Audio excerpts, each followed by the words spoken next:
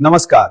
आजकल प्राइवेट अस्पतालों और डॉक्टरों पर कई तरह के आरोप लग रहे हैं, जैसे इलाज के नाम पर लूट, आईसीयू का गलत इस्तेमाल और इलाज से ज्यादा बिल बनाना वगैरह वगैरह।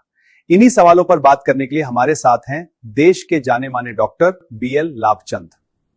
डॉक्टर साहब ने अपनी हॉस्पिटल चेन शुरू करने से पहले देश के बड़े बड़े अस्पतालों में अपनी सेवाएं दी हैं। डॉक्टर साहब, स्वागत है।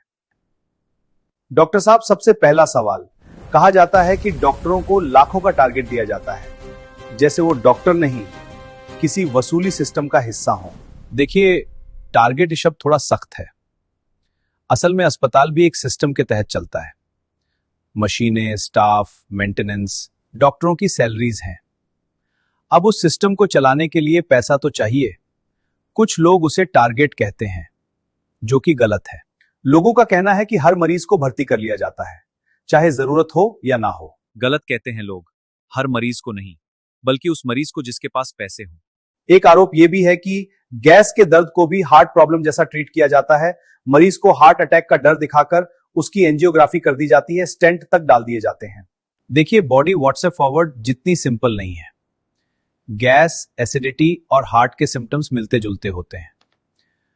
अब अगर हम रिस्क ले लें और बाद में कुछ सीरियस हो जाए तो, इसलिए हम क्या करते हैं, पॉसिबिलिटी को रूल आउट करते हैं। जरूरी नहीं अगर आज गैस, एसिडिटी निकली है तो कल हार्ट प्रॉब्लम नहीं हो सकती, इसलिए हम पहले प्रीकॉशंस लेने की कोशिश करते हैं।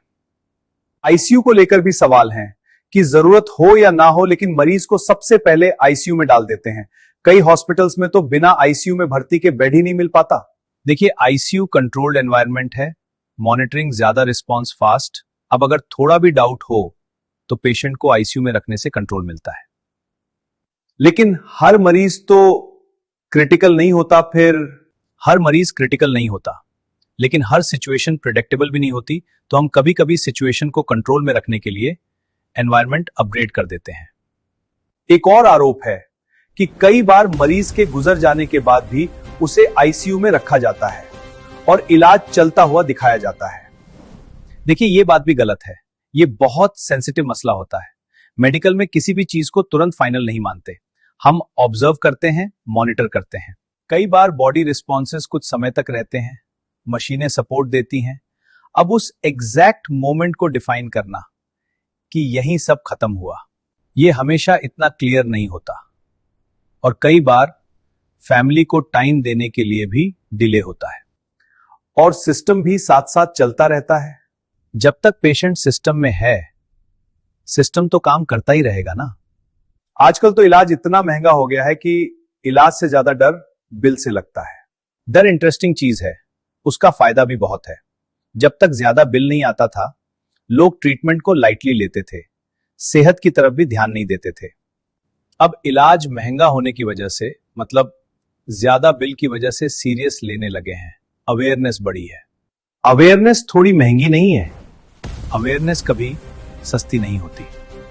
अभी पिछले दिनों आप ही के हॉस्पिटल की एक युवा डॉक्टर ने यह कहते हुए हॉस्पिटल छोड़ दिया कि वो इस सिस्टम का हिस्सा नहीं बन सकती थी। हर नया डॉक्टर आइडियलिज्म के साथ आता है, लेकिन जैसे जैसे सिस्टम समझ में आता है, उसे पता चलता है कि सिर्फ मरीज नहीं, स्ट्रक्चर भी मैनेज करना होता है।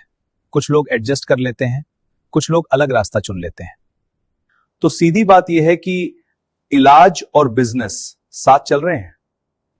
इलाज आज भी सेवा ही है, लेकिन उस सेवा को बनाए रखने के लिए एक स्ट्रक्चर तो बनाना पड़ता है ना। और उस स्ट्रक्चर में कई चीजें बाहर से अलग दिखती हैं और अंदर से अलग होती हैं। वैसे हर टेढ़ी बात का जवाब सिंपल तरीके से देने का हुनर तो खूब मिला है आपको।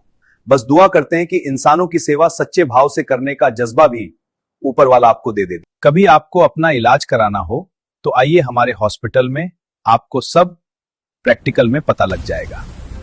जी नहीं, शुक्रिया। तो ये थे डॉक्टर बीएल लाभचंद। आपको शो कैसा लगा कमेंट करके जरूर बताएं। चैनल को सब्सक्राइब करिए। फिर मिलते हैं। Take care.